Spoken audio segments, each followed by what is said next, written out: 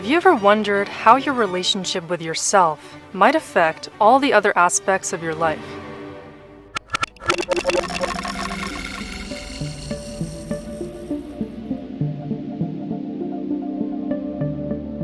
Everybody who is on a spiritual path realizes sooner or later that really the crux of their healing is understanding themselves, and to understand the self is to love the self.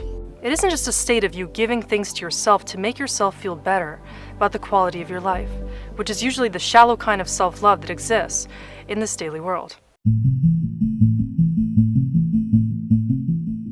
Self-love is not a state of removing yourself or running away from feelings that do not make you feel comfortable about who you are. It's instead a state of actually choosing to go within and fully understand your inner condition. The egoic identity will never find a way to truly love the self, because the ego is manufacturing false perceptions of itself all of the time. But this is not the real heart of fulfillment. This is not where you find self-love in such a way that you manifest conditions in your life to drive you toward a deeper condition of inner peace. And so the real reason why most people don't love themselves is simply because they were never taught that it is healthy and okay to be themselves. If you were not encouraged growing up to be your authentic self, then there's probably a deeper reason. This is where you can start to explore your deeper traumas and the aspects of your shadow or your unconscious mind, which prevent you from being this totally expressive, honest version of you.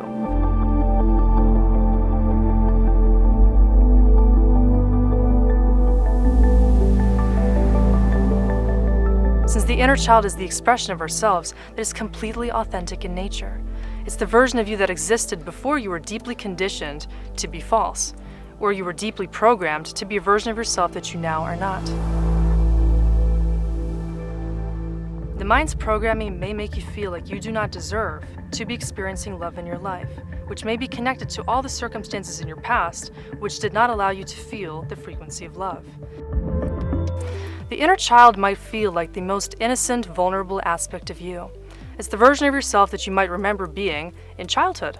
It's maybe the curious, fun-loving, playful, adventurous aspect of you. Where the inner child is freely expressed is where we choose to listen to our inner self. And the way that you can really start to contact this energy is by understanding, are you allowing yourself to still be that curious, playful, adventurous spirit that lives within you?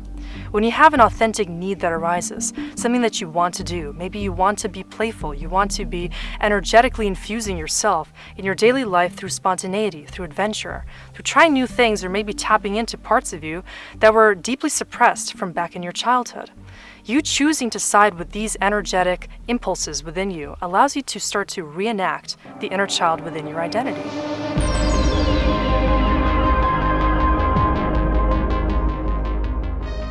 What makes it so difficult to love the self? Well, to begin with, most people don't really associate with themselves. They associate the self with everything else in their lives. And whenever this is the case, self-love is not really an aspect of the equation. In other words, the way that people perceive you is a reflection of their own consciousness. And so when you choose to change the way that you think about perception as a whole, you can finally start to conduct self-love in your life. You can start to realize that other people are not perceiving you in the way that you think that they are. What people perceive about us is what they are able to perceive as a whole, based on their own conditioning, their own programming, their past, and the amount of love that they're able to hold within themselves. So they subsequently develop more defense mechanisms to block themselves off from the experience of love. This, however, is not a true statement. The statement that we must start to enhance within our subconscious minds is that when we provide more love within ourselves, we start to create the experience of love that is then mirrored in our realities. So people start to perceive you differently, not because they are changing, but because you are. Caring about other people's perceptions will lead to no good in the long run. It will only lead to a life of you constantly creating external constructs that you believe will win you the experience of love, but to no avail. Because at the end of the day, what you're confronted with is your own soul. Back to that familiar feeling of you being at one with yourself and feeling whether or not you're aligned with your own spirit. Personal purpose will only be understood when you choose to fully recognize the uniqueness of your character. And so that means that the prerequisite to feeling that you can live a life of purpose is enabling yourself to experience your purpose fully, which is a completely authentic state of being. Your authenticity leads you down a path of you understanding exactly what you're supposed to be doing here. These are the unique things that you might be tapping into when you recognize the world of your inner child. These are unique things that allow you to constantly feel like you are yourself, that you have a unique opinion, a voice that deserves to be heard, and a way of seeing the world that is purely individual in nature. Choosing your individuality means you have to start to remove the inauthentic variables, the parts of your life that do not align you with your authentic state of self. So that means sometimes that relationships will start to end, or dynamics in your life no longer have a place in your reality. Maybe you need to change your job or do things totally differently to recreate your life based on the re-engineering of your inner world. When you start to come into alignment with yourself, it'll become very obvious to you where you are not in alignment in your day-to-day life. And understanding all those components will allow you to more deeply harmonize from within. That if you were re-engineering your life from a perspective of you being the ultimate lover of yourself, if you looked at yourself as someone you needed to befriend or reparent from a place of unconditional love, what would you be allowing yourself to do? Because sometimes the invitation for self-love is simply the state of permission. In order to give yourself permission to love yourself more deeply, consider why you haven't in the past. What were the reasons why you chose what you chose that put you in a place of inner battle?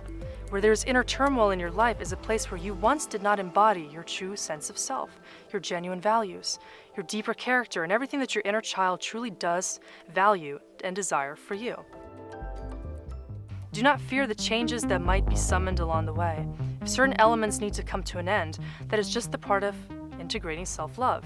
Disintegrating the lack of self-love is also very important to understanding where you have been creating the antithesis of self-love in your life due to a lack of self-awareness. To understand yourself is to realize that there is no boundary that needs to be put between you and love, and that where those boundaries were created in the past, they will fall away naturally when you choose to finally come into alignment with your true sense of self. So I want you to think about yourself actually housing a man and a woman within you. This man and woman need to associate with themselves in a loving way in order for you to experience a state of energetic harmony within yourself. Where the masculine and feminine energies are disintegrated is where a man can become too much like a woman, or a woman can become too much like a man. What we see in the external representation of a human through their personality and their construed persona is that external balance really mirrored from the internal place of awareness. But even every man needs to possess an awareness of the importance of the feminine energy. The feminine energy is associated with the element of water. It's the aspect of the yin-yang which is associated with the darkness, the yin. This is the element that all of us can tap into to feel more connected to the universe at large. But the antithesis to that is if you experience too much yin energy. This is where a woman might express herself more as the wounded feminine archetype, where a woman is drowning out her ability to also be expressive in a more masculine kind of a way, where the masculine is really associated with the fire energy, with the energy of activity, going out there and being very extroverted in your pursuit of your desires. The masculine is more associated with the thinking mind, less so the feeling of the sentimental nature.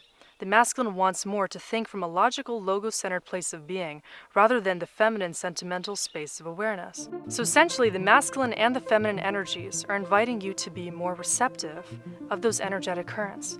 The feminine wants to be receiving, in general, of the full experience of life. Without the feminine element, men are always going to be wanting to be exuding themselves externally, doing without necessarily feeling deeply in love with their experience. Meanwhile, the feminine aspect in overabundance is going to be constantly taking, receiving, without giving anything, which will also make her feel inhibited in some ways. And that your role in this life is to really recognize that you have both of these sides of the coin within your own spirit. How you can deeply associate with both allows you to more easily find balance in the world around you. How can we find a way to recognize who we are at our core by recognizing we are both masculine and feminine in nature? We are not either or, but realizing that we're both allows us to see the unity in all aspects of our core experience to create that same unity externally to us.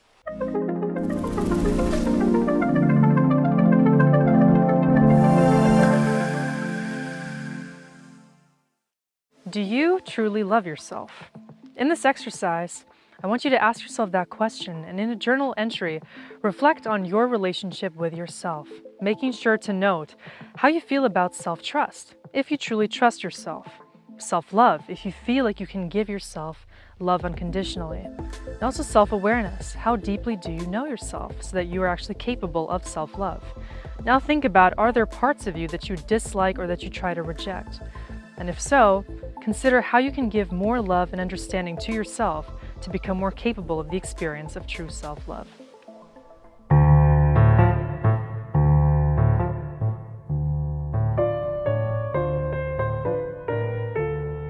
Being one with nature can be a very healing experience, but in order for that to be the case, we first need to be as one within ourselves. Here in Ecuador, I had the opportunity to experience that oneness with the natural world, to feel myself as one with the animals, the local plants, all flora and fauna, and the elements of wind, fire, earth, and water. Feeling that the entire environment is more animated and more beautiful when you choose to be fully connected with it. And so that is something that all of us can learn, to be healed by the energy of the natural world, to first choose to be deeply connected to it. Being in nature is a meditation in and of itself, as we choose to breathe as one with Mother Gaia and feel the energy rooting us to the earth.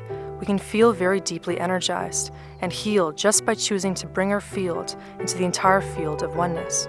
This universal love that we can start to experience allows us to remember what it means to be as one within ourselves, to unify all aspects of our own consciousness, to come into a deep state of coherence, which will allow you to remember how to enact the same role within yourself every single day.